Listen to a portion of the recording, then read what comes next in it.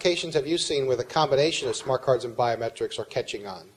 Usually, for what I've been seeing, is a lot of national identity programs.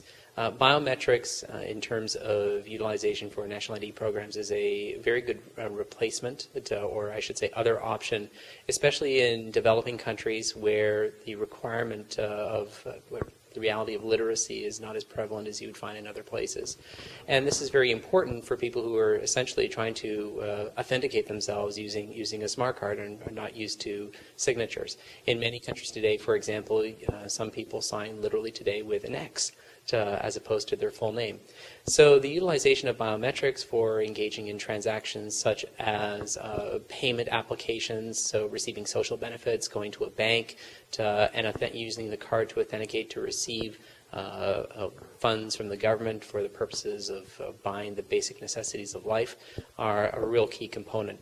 In higher security environments, in more developed countries, in the corporate market specifically, we're starting to see the use of primarily fingerprint biometrics in cases as actually a substitute as well for PIN.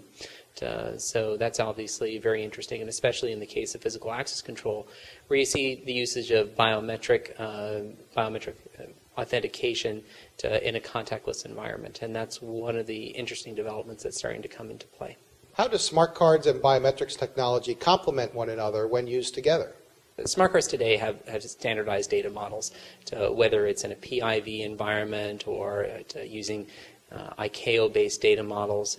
They all have biometrics in them, whether it's a facial biometric, a fingerprint biometric, or in optional fields, iris. And the fact that the data model already has this information that is captured during the point of enrollment is used precisely as part of the authentication and verification process.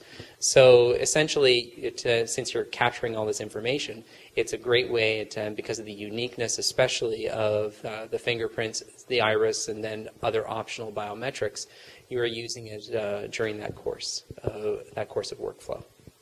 If you look at the state of the smart cards and biometrics industry today, what do you think is needed to accelerate the adoption?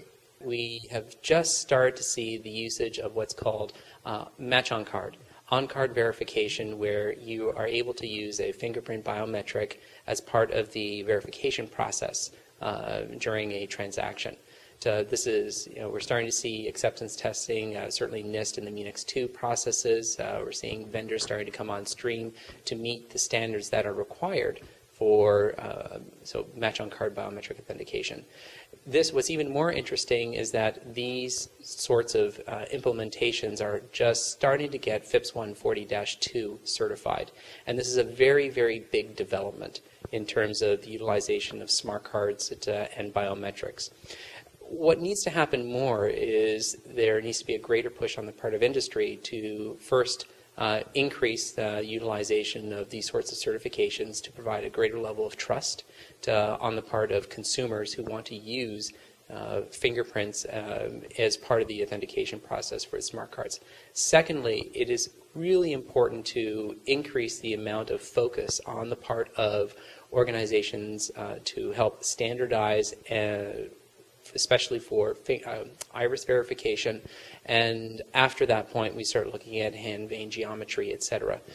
It's almost there with iris biometrics, but the reality is that there's not enough focus on the part of industry, which includes government stakeholders, to be able to ensure that there is the same sort of ISO standardization which we've already see in fingerprints today.